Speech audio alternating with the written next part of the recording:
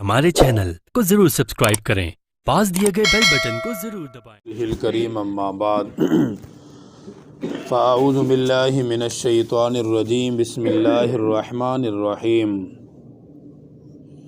वक़ालू अइज़ा कुन्ना इज़ामन व रुफ़ातन अइन्ना लमबऊसून ख़ल्क़न जदीदा क़ुल कूनू हिजारतन औ हदीदा औ ख़ल्क़म मिम्मा यकबुरु फ़ी सुदूरिकुम फ़सयक़ूलून मन युईदुना क़ुलिल्लज़ी फ़तरकुम अव्वल मर्रतिन फ़सयुनग़िज़ून इलैका रुऊसहुम व यक़ूलून मता हुवा क़ुल असा अन यकून क़रीबा यौम यदऊकुम फ़तस्तजीबून बिहम्दिही व तज़ुन्नून इन लबिस्थुम इल्ला क़लीला।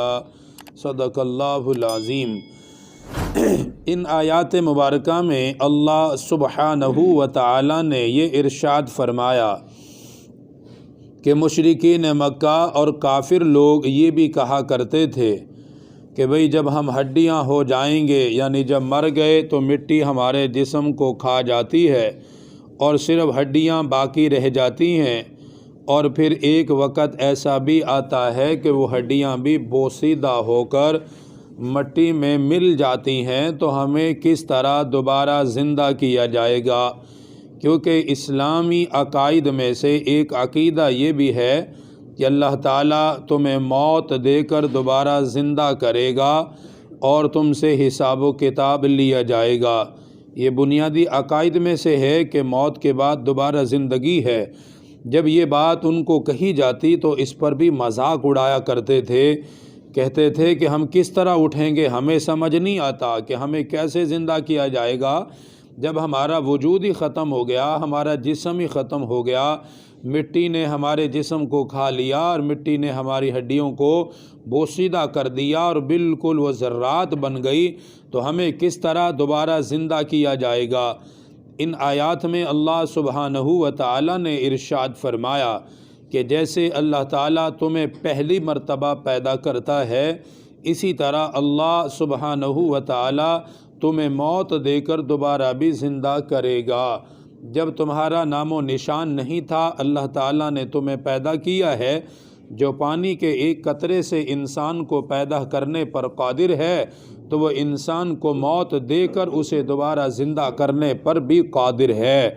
जो परवरदिगार इंसान को पैदा कर सकता है पहले मरहले में, जब इसका कोई नक्शा नहीं है, अल्लाह ताला इसे ख़ुद अपनी कुदरत से पैदा करता है, तो बाद में तो इसको वजूद मिल गया है, उसी वजूद को दोबारा से बनाना अल्लाह सुब्हानहू व तआला के लिए बिल्कुल भी ये मुश्किल नहीं है।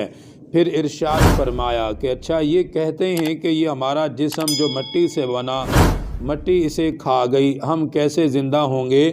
फरमाया कि इनको ये कहो कि अगर ये पत्थर बन जाएं, अगर ये लोहा बन जाएं, तो अल्लाह ताला इनको फिर भी दोबारा ज़िंदा कर सकता है। एक डांट डपट की सूरत है कि इनको कहो अगर तुम बन सकते हो तो पत्थर बन जाओ, अल्लाह ताला तुम्हें पत्थर से भी दोबारा इंसान बना देगा। तुम चाहो तो लोहा बन जाओ, अल्लाह ताला तुम्हें लोहे से भी दोबारा इंसान बना देगा। अब कोई इंसान बन नहीं सकता अपनी मर्ज़ी से, न पत्थर का न लोहे का। ये एक डांट डपट की सूरत है और समझाने के लिए है कि अगर तुम इतनी सख्त चीज़ में भी तब्दील हो जाओ, तो अल्लाह ताला तुम्हें दोबारा इंसान बनाने पर और तुम्हें दोबारा ज़िंदा करने पर भी कादिर है।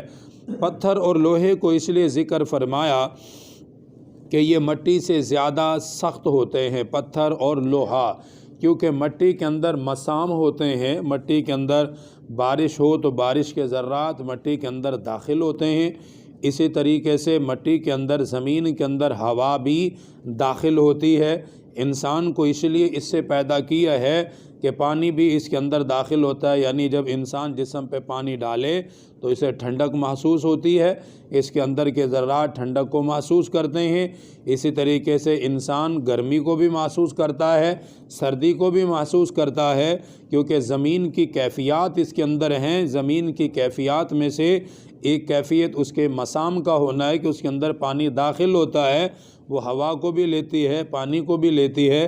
اسی لیے زمین سے مختلف قسم کے نباتات پیدا ہوتے ہیں، مختلف قسم کے غلے زمین سے نکلتے ہیں، کیونکہ وہ اپنے اندر پانی کو جذب کرنے کی صلاحیت رکھتی ہے۔ اسی طریقے سے اپنے اندر ہوا کو بھی وہ جذب کرنے کی صلاحیت رکھتی ہے۔ فرمایا کہ چلو زمین تو ہے ہی نرم، اس کے اندر تو مسام ہے، اس کے اندر تو چیزیں داخل ہو جاتی ہیں، اس سے بھی یہ سخت ہو جائے، پتھر بن جائے جس کے اندر کوئی چیز نہیں داخل ہوتی، لوہا بن جائے کہ جس کے اندر کوئی چیز نہیں جاتی، اگر یہ اتنے سخت بھی ہو جائیں تو اللہ تعالیٰ انہیں دوبارہ پھر پیدا کرنے پر بھی قادر ہے۔ پھر اگلی بات ارشاد فرمائی کہ آپ جب ان کو یہ کہیں گے کہ جس پروردگار نے تمہیں پہلی مرتبہ پیدا کیا وہ تمہیں دوسری مرتبہ بھی پیدا کر سکتا ہے، تو یہ اپنی گردن ہلائیں گے بطور مذاق کے۔ بعض مرتبہ انسان گردن ہلاتا ہے، ہاں کرتا ہے، لیکن اس کی وہ صورت مذاق کی ہوتی ہے، استہزاء کی ہوتی ہے۔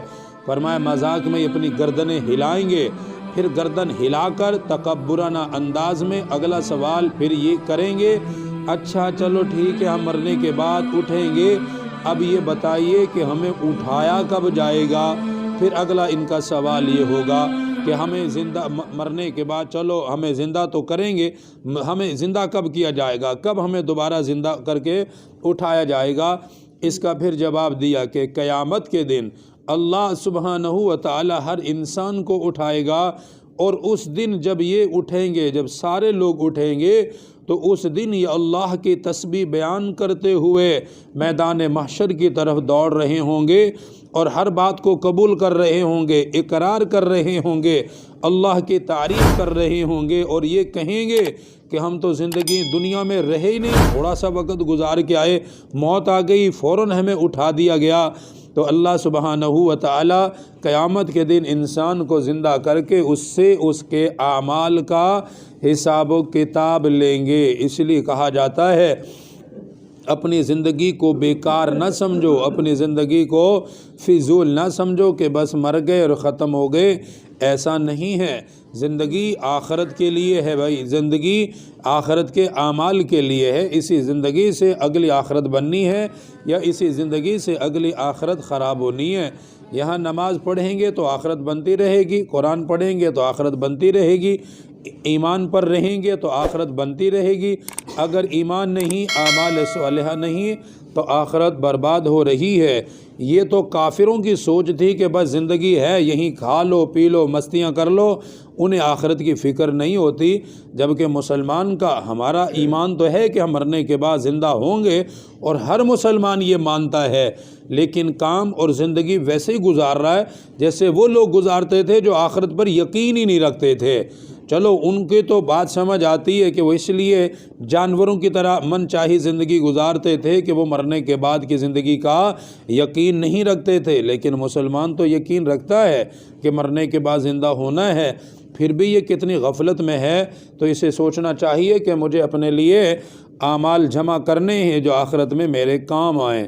ارشاد فرمایا وَقَالُوا أَإِذَا كُنَّا عِظَامًا وَرُفَاتًا، کہتے ہیں جب یہ لوگ کہ ہم ہڈیاں ہو جائیں گے، چورا چورا ہو جائیں گے، أَإِنَّا لَمَبْعُوثُونَ خَلْقًا جَدِيدًا، تو کیا پھر ہم نئے سرے سے دوبارہ اٹھائے جائیں گے؟